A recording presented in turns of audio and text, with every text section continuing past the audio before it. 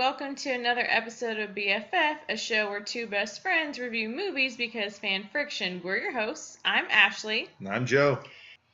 So there weren't a whole lot of movie options this episode, which is fine. One of the choices was the Othello that stars Sir Laurence Olivier, which we could not find anywhere. Yeah. I'm sure it exists somewhere for us to be able to watch it, but the resources we had access to in the limited time frame. Yeah. The second was The Dark Knight Rises, starring Christian Bale and Tom Hardy. Yes, Tom Hardy. Peltz. So, and you probably are surprised because you see all the pot figures in the back and you're thinking those two are a couple of nerds, and why haven't they seen that? Because we're lazy. Well, and I don't know, like, it's really hard for us to go see some movies until recently. The past couple of years, really, we've been so busy focused on other stuff, but since we started doing a lot of this stuff, we've been seeing movies more often. Which is good. Yeah. It's good. So that somehow fell off our radar. But that's a movie that we would see eventually, obviously. Because, it's in the comic book vein and we like comic book stuff. Yes. And Othello is one we probably would see eventually, too, because we like classic movies. And Miss Davis here. Yes, is a teacher. And a fan of the Bard. Yes, I love Shakespeare. He's one of my favorite authors. But anyway, you already know what we're reviewing because you can read the title of this video. And this is probably, like, literally the movie we're only watching because of this show. This literally fits the premise so well. Pay It Forward. I remember when it came out. I think it was featured on Oprah because the concept of it, like heartwarming, trying to help people, that kind of thing. I don't remember anything about this movie even existing. I remember Haley Joel Osment is in it, and he's adorable because, he's coming off that was his shtick. Yeah, it was coming off the Sixth Sense fame and such, so everybody loved him. But yeah, the whole Pay It Forward thing, I mean, that's a good concept, but other than that, like, I know that the movie is based off of a book. Yeah. Because that's what was in the fan fiction information that we got. So, yeah. I didn't know that before the fan fiction information. So, anyway, there's not too much to say this time around. We're going to keep it short and sweet. I like Kevin Spacey. Yeah, Kevin Spacey's a really good actor. Helen Hunt is in this. Also a great actor. So, yeah, we're going to go check that out. And we're going to come back and let you know what we thought. Mm-hmm. Alrighty.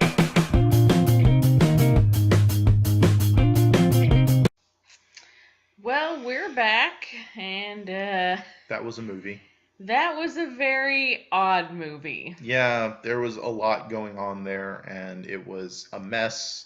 It was cluttered. It is what I would define as a cluster.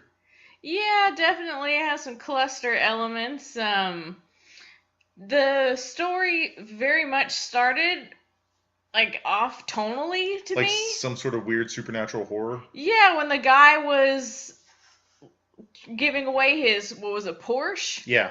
Like, here, just take it. I'm paying it forward. Do a good deed. It's like, are you serious? This is like the beginning of some Sam Raimi horror movie. Yeah, like, I really felt like people were gonna, like, if you just changed the soundtrack of this movie, it would be like a slasher film. Oh. For just slight tonal shifts, this could have been a fantastic horror movie. Yeah, but it's not. It's supposed to be a heartfelt drama. A family movie, if you will. But it was weird because, like, there's the one character who, like, is in jail, and he, like, the unreliable narrator guy. I can't remember his name. I don't remember his name either. Yeah. The whole premise is there are two stories going on. Yes. There's a story of this reporter tracking down the concept of Pay It Forward and where it started. Mm-hmm. And the other story is how it started. Yes, with the little boy. And they don't really let you know when the time jumps are happening between the stories. And eventually they mesh up into one story. And then, I don't know, it's weird. It's just the whole movie's weird. Yeah. The whole thing, from beginning to end, it was weird choices in shot angle, and weird choices in music, and weird choices in character actions, and I don't know. And honestly, to me, Jay Moore is one of the stronger parts of this movie. I think if the movie focused on his character a little more than the rest of the other characters, it might have been a better movie. Not by much. Yeah. But So yeah, Trevor is in the 7th grade. Yeah. And he is given a project by his social studies teacher, played by Kevin Spacey, Mr. Simonette. It like the feel of this scene whenever you're introduced to the teacher and it's the first day in class and everything else is more like these kids have been in this class for a long time and they just suddenly have a new teacher. Yeah. Or like in any TV show where there's a replacement from like a long-term sub shows up. Like yeah, the whole school thing, there was just so many things where I was like, nope, that's not how that works. They had metal detectors, but no adults at the metal detectors yeah, to make like, sure seriously. kids don't come in. Like, literally, that thing could have just been beeping all day, and yeah, nobody would even notice, because there only seems to be, like, 2 adults at this school. And, yeah, then, like, Kevin Spacey's character, Mr. Simonette, like, just, like, starts going over this extra credit assignment, which is the whole not the pay it forward thing, it's but what spawns it. Yeah, like do something to change the world, and all the kids immediately misinterpret the assignment as they're required to do it. Yeah, well, and all the kids' other interpretations of the assignment, of course, are incredibly lame. Well, it's not even just lame; they're all just like 100% literal. And Trevor is a very gifted child, and like he really wants to do well, so like he immediately brings a homeless guy to the house to try to help. Which the whole movie gets really weird, and they make really odd choices. Like let's focus on Jim Caviezel's character for a second. Okay. So he brings Jim Caviezel's character home, and this is spoilers. Yeah, these reviews all have spoilers. I know, we should just start putting that up on the thing. But still. Yes. So he brings Jim Caviezel's character home, and he lets him sleep in the garage, take a shower, and that kind of stuff, try and help him get a job. Well, his mom finds out, freaks out, kicks him out, whatever. Not important. That's another part of the story. But Jim Caviezel's character then relapses because you find out Jim Caviezel's character is a junkie. So he relapses, and Trevor even goes to the flop house, the motel that he's staying at, to try and like, hey, what's going on? I want to help you, but it's not helping. And then he shows up again later, where this woman is about to jump off a bridge, and he's like, come on, man, don't kill yourself. Like let me save your life by saving my life, and like offers to go have coffee with her and all sorts of other stuff. Where it's like, that was out of nowhere. Like, you could have removed the whole scene. And I know the whole point is how this boy has touched everyone's lives. Yes, without realizing it. And made the world better, even though he thought he failed it at all. Like, he thought he maybe did one thing well. And then everything else he messed up, and things got worse. Yeah. But it's weird. It makes for a good book. The tone of the whole movie is just so off, because you have these dramatic scenes, and then the music cues are these quirky, like, rejected Seinfeld jingles. That's not the right word, but short of the little boom, boom, boom, boom. Yeah, I mean, it's like, okay, like, why is this song so whimsical? This is not. She just no. It feels like Tim Burton trying to make happy music. Yeah, it's like they got, like, Danny Elfman's third cousin to score the movie. Yes, or they looked at a random composer they pulled off the street and said, make it sound like Elfman. Except, like, it didn't sound very like Elfman at all. Just it sounded quirky. Yeah. But out of place, and, again, so much wrong with this movie. Educationally, this movie's weird. Weird. So weird, and the plot's weird, and like all the little side stories of the different characters to lead back to this one kid, and then the ending of the movie where like he gets interviewed by Jay Moore's character, and he thinks he's failed, and then like he's gonna finally help the little friend with asthma that was getting his butt beat like 3 or 4 times in the past, and he always just kept going along. And then finally, how did those two remain friends? Like I don't understand a friend being picked on right in front of me and then not doing something about it. That just seems alien to me. And then he gets stabbed. Foreshadowing from the beginning of the movie, where he sees the kid on the first day of school walking in, and the knife, like he like tries to sneak the knife past the metal detector, and he sees the kid and do it. And doesn't even say anything. Nothing. Do they not have Crime Stoppers at this school? Like, well, seriously, I mean, it's what, the 90s? I don't know. They had Dare in the 90s, and Dare would have covered this. or like Great or whatever other programs are supposed to stop these kind of things in schools. And like, if you see something, say something. Hello. Yeah, or a police department. Tell the teacher. Or a police department. They would have had a police department. department. There's a guy with a knife at the school. It's just a weird movie full of characters that make terrible decisions. Yeah. And it shows. Like, the whole movie, there are those situations where you watch a horror movie and you're like, don't go in there. That's dumb. Why are you going to break off alone? This is kind of like the family equivalent dramatic movie of a horror movie. Like, it's the concept that, these characters are making nothing but terrible decisions. I'm going to point out a few other things real quick that I had an issue with. John Bon Jovi is in this movie. Yeah, and when he showed up, I literally started laughing. Like, what is he doing in this movie? I know I saw him in the credits. He plays the kid's dad. I thought maybe he was playing John Bon Jovi, like showing up at a random scene in the movie. Like they needed a Bon Jovi song, and they're like, well, let's just put him in the movie too. Studio musician. Yeah. But he plays the kid's dad, and he shows up. And he's like, Haley Joel Osment's character, Trevor, has been talking about it the whole movie. Like, oh, but he'll come back, or he'll do this. And they don't want him to come back because he's an alcoholic. So here's the thing. Trevor has tried to help a drug addict. Mm-hmm. His alcoholic mother. Mm-hmm. His teacher.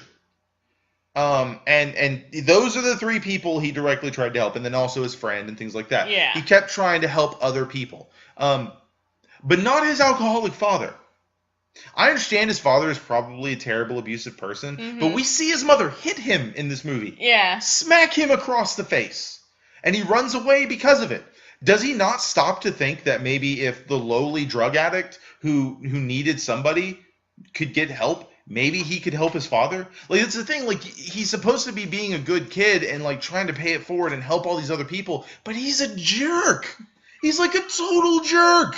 Like, when his dad comes back, instead of being like, yeah, I'm not exactly comfortable with you being back, but we can work on it as long as you're good to my mom and as long as you do this. Like, I understand the concept of, like, traumatic emotional problems between parental units and things like that, but it just boggles my mind that he acts like this in a movie where he's supposed to be the source of helping all these people. It's so weird. Yeah, well, he's in the 7th grade, so I guess you could kind of, like, chalk it up to that. Kids are weird. Yeah, the biggest problem for me was really all the stuff related to the teaching aspect, because it was all so very wrong in my opinion, but that's just my opinion. Other people might feel differently. Like, Robin Williams' character in Dead Poets Society crossed so many lines. Oh, yes. He got fired because of it. Yes. But it didn't feel weird. Yeah, like he was trying to do a good thing. He was legitimately trying to help these people, not just be like this, like, I'm better than you, like, social studies teacher. Because you should never be like that as a teacher. Yeah, the teacher stuff, that was the biggest thing. And then there was just a lot of little things that bothered me. The narrative structure, the score, the font that they used in the intro. I know that's nitpicking, but it's just like, really? Why would they use that font? That looks like a horrible font. But, like, because of the decisions like this, like the movie and the fonts and the clothes and the cars and just everything they use, like you said, it's set in around the 2000s probably. Like, it's contemporary. It came out in 2000. Yeah, it came out in 2000, so I'm pretty sure it's just supposed to be a contemporary movie. But I couldn't tell. Like, I couldn't tell if this was supposed to be the 80s or supposed to be the 90s or supposed to be contemporary. There's all sorts of hints everywhere that it was. I think he even had a Nintendo 64 at some point, which He did. There was one on next to the TV. Okay. Still. This movie. This movie. I'm sure it's not as bad as we're making it sound to some people. And I'm sure there's people out there that absolutely love this movie. We're just not those people. We are not. This kind of movie just doesn't appeal to me, even though it's about a teacher and that kind of thing. You know, not all teacher movies are created equally. But I just don't like this overly, like, it's trying to be one of those overly saccharine, sweet movies, but the tone doesn't fit. No. I don't know. Maybe I'm just... Can I also spend a second talking about the weird relationship between his teacher, Mr. Simonette, and his mom? Of course, like, yes. They have no chemistry. absolutely yes, it's no weird. chemistry. Like, And I know that probably has more to do with maybe, I don't know, the actors. Not that either of them are good, because Kevin Spacey and and Helen Hunt. they're both fantastic Yes. actors, but maybe they just don't work well together. Yeah, like, I just can't imagine those two characters, those personalities really working out in the long term, because, like, she gets so offended when he uses a higher level vocabulary. Like, there's even a scene where she looks up the word euphemism in the dictionary because he used it in their parent-teacher conference, and more like a parent-teacher ambush. She just shows up at the school. Yeah, she does. She shows up at the school and is angry about the project, but he could have clarified that as, ma'am, this is extra credit. Just tell your son not to worry about it, but they don't. They make it feel like this project, which he clearly states is extra credit, is like as a part of their actual grade. like it's a semester-long project Yes. or something. Which, whenever she's confronting him about it, he never once mentions that it's extra credit. He says it's like, no, they're just supposed to present an idea. Yeah. And I judge it on the merit of that. Yeah, and she gets offended because she knows her son is very gifted and he cares deeply about people. And his grades. Yeah. He wants to do well. He wants to improve. Mm-hmm. He wants to contribute, and he wants to make his family proud. His mom, primarily. Yes. His mom proud. This movie. It's so. I'm sure it's a decent movie, and to some people. I'm not sure how it rated or how much money it made, but there is a reason. Like, I don't remember it. I think, like, it didn't stand out. Like, yeah, you don't hear about it. Yeah, they don't really talk about it anymore. The only thing that's kind of associated with it, the concept of pay it forward still exists, obviously. In Starbucks lines everywhere. Yes, and I'm sure it existed before the movie. Sure. But I don't know. It was not my cup of tea. No. I did not enjoy it at all. And even the educational things aside, it's just paced weirdly, and the decisions are made weirdly, and yeah. If you take out all my little nitpicks because of my profession, even with that all scrubbed from the movie, let's say that didn't bother me at all. There's still several other things that bothered me. It's just weird. No. Yeah. I would never watch this again unless I had to. No. So, do we rate the movie now? Yeah, you want to go first? Like a 2? I was thinking a 2 as well. Like, there are parts that are good, and I think all the actors and actresses deliver solid performances. Yes. For what they have, but they don't have much. And there were some parts I enjoyed, even though I didn't like the way the character spoke, the one that was in jail or in prison for, like, shooting up the hospital or whatever. I really did like the fact that he was an unreliable narrator, and there was a contrast between what he said and what actually happened. That was kind of cool. But at the end of the day, that's not enough to save it. You can only polish a turd so much. Yeah, would not recommend this movie. No. No. Go watch something else. Oh, yes. So coming up next is the post-fan fiction part. Let's see how this dumpster of a movie stacks up against the others in the category. Dumpster of a movie. Yeah. All right, we'll be back after that. Yay!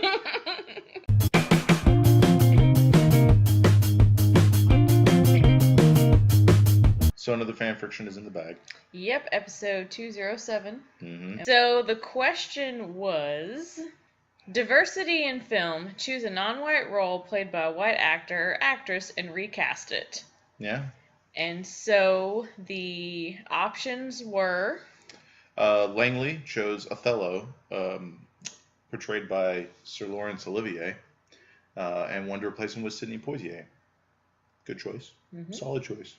Adam chose the character of Bane, portrayed by Tom Hardy in The Dark Knight Rises, and he was going to replace him with Javier Bardem. Mm-hmm. Also a pretty decent choice.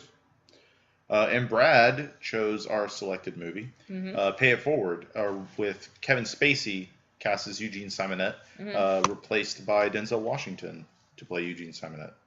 Or the actual character from the novel. Simonette. The character from the novel had a different name. Yeah.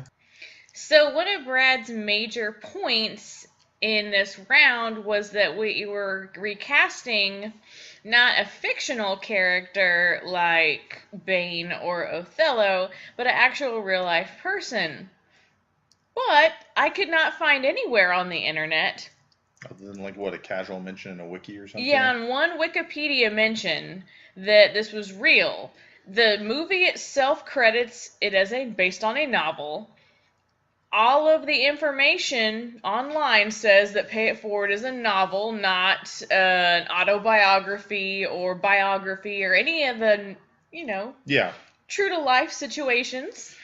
Regardless, that's only one part of the argument. Yes. The other part, regardless of that, even if it is a fictional character, that still puts all three of these on equal footings. Yes. I felt as though it is tragic that the character was originally black in the novel and is transformed into a white character for this, I find it to probably be, of the three of these, the less problematic whitewashing. Like they're all problematic. It's whitewashing that it's a problem. It's bad, but it's not Othello played by a white guy bad. In blackface. Because I believe there's been a production before where Othello was the white character and all the other characters were black. Yeah, starring Sir Patrick Stewart. Which is an interesting take. Yeah, interesting take, but yeah, this is not that. There's no detailed article about how they had to make him look like the character. Yeah. Anyway. Did not good. And good. In the scope of the time frame, it's what you would call acceptable for the time it was done, but that doesn't make it right. Oh, definitely not. And it was brought up that, Denzel could, bring some, gravitas to this role. Like, he can be that family man. He could be that professor character. The movie was, as Brad said, that he felt it was heartfelt but falls short because of Kevin Spacey's performance. I don't think that's the only problem, though. Well, that was his opinion, and that's what he's arguing. No, and he's not wrong, but I don't think that he's the sole contributor to this problem. And I don't think just recasting Kevin Spacey as Denzel would fix this movie. And Langley brought up a counterpoint to that about, Denzel in that role would probably be a waste, and there's a reason possibly why he said no, because Denzel was certainly famous enough at the time that he could have taken on that role, but he chose not to. I also like that Langley brought up the same point I did, that when Bon Jovi came on the screen that he laughed. Oh, it was hilarious. And then Adam had to say that in Pay It Forward, obviously, that film just doesn't have the cultural impact that something like The Dark Knight Rises or, even Othello could have. People are going to remember just generally the concept of paying it forward more than they are the teacher movie. Or the kid or any aspect of it. Yeah, the movie. And but yeah, it was just... It's an awkward round. Yeah, definitely. We're probably the wrong people to be talking about this. It's a strong question that's important and needs to be asked. And to be completely honest, there is no wrong answer in this regard. Oh, definitely no. It's just in how you argue it. And like Jack said, the things that Adam had to say about the cultural relevance of superhero films, genre films they may be, but these are what's popular now, and there is kind of a... There are mythology. These superhero movies, superheroes in general, they're like Greek mythology, but to our contemporary era. In 5,000 years, future human society is going to view comic book movies as the stuff of our legends and our ideals and things like that. It's where we taught parables and legends to help teach the kids to be better people. That kind of thing. Yeah, and what I was trying to say, but I couldn't find the right words for, was that there's like a responsibility there to, cast these things appropriately the way that they were written in the text. Yes. Also something Brad brought up about, you could recast a lot of these characters whenever Adam was talking about Batman. And Brad brought up that you could recast Batman as other ethnicities or other genders. And it wouldn't change anything? But it kind of would. And I'm not trying to say that, no, Batman has to be a white male from, a Gothic city in North America. But it at this point is ingrained in his identity. He is the very image of white privilege being used to try and help. Probably could do better. Yeah. But it is what it is. But to say that changing Batman wouldn't change Batman, well, look at the reaction that was gotten for Spider-Man when Miles Morales was Spider-Man. And there was the rumor that maybe our cinematic Spider-Man might be Miles Morales. People were like, what? Regardless, there's a lot to be said for that concept that, yes, we could interchange some of these characters because their cultural identity isn't ingrained in who they are as a superhero. That's not always the case, though. And I think Adam brought that up beautifully with Bane. Yeah, and that's definitely, when I first looked at all of the choices, I thought Langley had it in the bag because his was the only one that actually had blackface. Oh, man. And that is always wrong. It's so bad. And I thought it was interesting when I was doing research about that, because, you know, that role is just so iconic. And because of our cultural history in the United States, we kind of stopped doing that. Like, right after Olivier portrayed him, I think he was the last white actor. Yes. In a non-intentionally reverse image version. But in England... That continued for a while longer? Yeah, until like 1990. Like the guy that played Dumbledore also played Othello, the second Dumbledore. Yeah. Yeah, we should rank the question and the answer and how it fits out of 10. I'm going to put this one at like an 8. An 8? Because it's still appropriate to the question. Oh, yeah. It's a whitewashed role. That regardless of the reality of the character, or whether it's a fictional character, the character is black. Yeah. And it's whitewashed. So, it fits the question appropriately. Yeah. The only reason I say 8 is because Bane and Othello are kind of better. They're more culturally appropriate choices. When he was saying that, when Brad was saying that, like, Batman could be any ethnicity, gender, whatever, and it wouldn't be a big deal. Well, you could almost argue the same thing for Eugene Simonette. When Langley and Adam were talking about theirs being culturally impactful, that's true. We had blackface on one side and the appropriation of Hispanic culture on the other. And the fact that both of those were just completely white. Or like in the Dark Knight Rises, it's like almost like... Bane doesn't make sense in the Dark Knight Rises. Yeah, like, was he even supposed to be his... I don't even think they brought up that he was supposed to be Hispanic. No, but he was... Yeah, it was just totally like... Then they negated all of that history. But Bane's background was completely different as well. Bane isn't necessarily attached to the whole Court of Shadows or whatever Ra's al Ghul controls. Yeah. I mean, that's already whitewashing to begin with because Ra's al Ghul shouldn't have been Liam Neeson. As awesome as he was, he wasn't the right ethnicity. I would have probably just gone 9 out of 10 because, again, despite the fact that it's not a real character, the question is still, you know, a character that's ethnicity was changed for film, and at the end of the day, it's still... He was whitewashed. Yeah, and I would definitely, again, have gone... I would have thought Othello would have won, but it's in how you argue it, and Adam did bring up a lot of good points. Yes, that... Yeah. The thing is, like, I think part of the reason Adam won that round is Othello was really bad. But that was also, how many years ago? It was in the 60s. Yeah, it was about 50 years ago, and we have come a long way culturally when displaying our entertainment that way. We don't do that anymore. So next we're going to go to Twitter. And see what you guys had to say. And we wanted to ask because Pay It Forward is a movie that is centered around a teacher. And we just wanted to know what everyone's favorite movie teacher was. And for time's sake, we're going to just display all of the tweets and groups. Hopefully next time we'll be able to shout out all of you guys, but it was kind of running a little long this time. We do appreciate everyone's response. I love the collection of teachers that you guys suggested. Some of them I had heard of, some of them are new to me, so I have a few new films to check out, so that's pretty cool. And so I asked on my Facebook, all my teacher friends, what their favorite teacher in a movie is, and I had tons of responses, and so I'll just kind of give like the top 5 and here, and then I'll put up a little graphic because, you know, we could put up graphics sometimes of all of the choices, but the top 5 kind of honorable mention was Cameron Diaz's character in Bad Teacher. Because she's the teacher that we never are, but always wanted to be. Yes, and there's one part that's really funny to me because we teach To Kill a Mockingbird, and she does To Kill a Mockingbird dodgeball, which would so get you fired. Don't ever really do that if anyone's thinking of becoming a teacher and playing that game. In general, don't do anything she does. Yeah, don't do anything she does. Yeah, she's the worst. Except care about those kids. And when people suggested that, they were joking, but it was like, it's kind of fun, like a fun look. Mm-hmm. But like coming in at the true number 5 was Ben Stein's character from Ferris Bueller.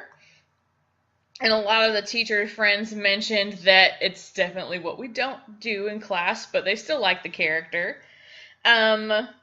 Coming in 4th place was Mr. Holland from Mr. Holland's Opus. I haven't seen that movie probably since I was in junior high. That's a really good movie. I saw part of it, like the beginning. Coming in 3rd place was Luann Johnson, who is portrayed by Michelle Pfeiffer from Dangerous Minds. I wonder when she was going to come up. Of course, yeah. I was surprised that wasn't mentioned in the comments on Twitter. Number 2 was Jaime Escalante from Stand and Deliver. So, gotta reach these kids. Edward James Olmos. Yes. Just say Edward James Olmos. Did I? It's not his real name. I know. And then coming in at number 1 was John Keating from Dead Poet Society. And that did not shock me at all, considering most of my friends are English teachers. He is the kind of teacher teachers want to be, but not get fired. Yes. Because they want to reach these kids. But on a level that actually helps them. Yes. More than just pass the test. Yeah, don't rip out the pages in the textbook. To be fair, Jaime Escalante is the same kind of character. He is the kind of character that bucks the traditional system to help the kids be better than they are. Except the kids he was dealing with did not come from a privileged background. And No. so when they were successful, it was questioned. Yeah. The kind of kids that Mr. Keating was reaching were already from privileged backgrounds, but he was trying to broaden their worldview, which is also important. It's the same concept, just handled in a different fashion. He's trying to help them see things from a different fashion than they've ever seen before. Yeah. Because even if those kids and Stand and Deliver are being questioned by the end of it for their success, they're going to walk away. Even if they were prevented from that test or whatever, and everything was thrown out, they're going to walk away with a better insight on how to handle themselves in the world and be people, because someone cared. Yes. And that's what all students need, is someone to care about them. Yep. Who is your favorite teacher from a movie? Movie, we have to get that specific. Yeah, we're going to get that specific. Since we've established, since it's canon, that principals can be allowed. Yes. I'm going to go with, and I can't remember his name, and that's terrible, but the principal from Back to the Future. The bald guy? Yes. Okay. I have no clue why I love him as much as I do in that scene. He gives Marty such a hard time. Well, and he's that teacher that's tough as nails and doesn't acts like he doesn't care, but he cares. He does. Yeah. And then also when he's in Back to the Future too, he's when the kids are rolling up on him, he's got the shotgun on his front porch, and he's just "You hoodlums!" Okay. Oh, I love that scene. What about you?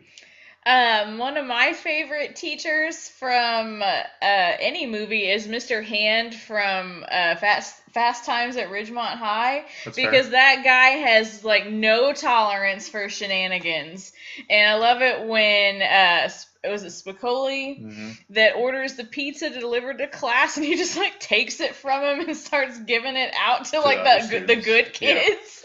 Yeah. That is just awesome. Anyway, that's about enough from us. We've rambled on for too long. Way too long. And I'm Joe. And I'm Ashley. And you can find me at Drake Masters on Twitter. And you can find me at _Mrs. Davis, also on Twitter.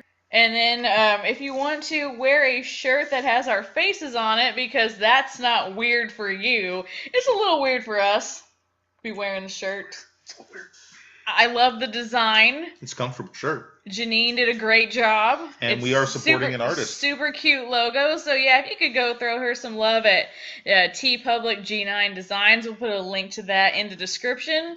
There's plenty of other shirts to buy if you're like, you know what, I don't want to wear Joe and Ashley's face on my shirt. There's lots of other tough stuff, like what DVD Bunker and Odd Shape Panel have their own as well. Yeah, if you want to wear Tom and Kimber's face on your shirt. Or Brian's logo. Yeah, 'Cause I don't Brian's think it's logo. his face. It's not his face. But it's his logo. Yes. For his show. Yeah, DVD Bunker. So, and fan fiction, all sorts of stuff. Yeah, but that's us. Yeah.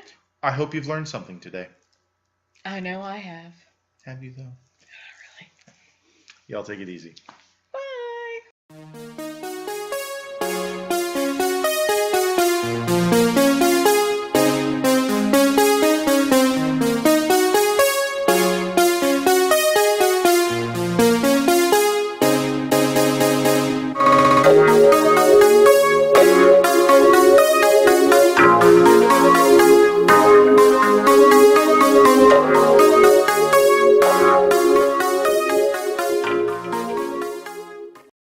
Or it was just creepy. Like Trevor's. Really, Siblet? No. I was going off on such a wonderful tangent, and you got a bomb shot. Get settled, cat. Get good. You need to pay it forward. She doesn't know what that means. She thinks pay it forward is snuggle with you when you don't want anyone to snuggle with you. Ew. Ew. You're weird, cat. Says the guy who just burped in her face. Yeah, you just burped in a cat's face, and she's the weird one? Pivot will be doing my part of the review.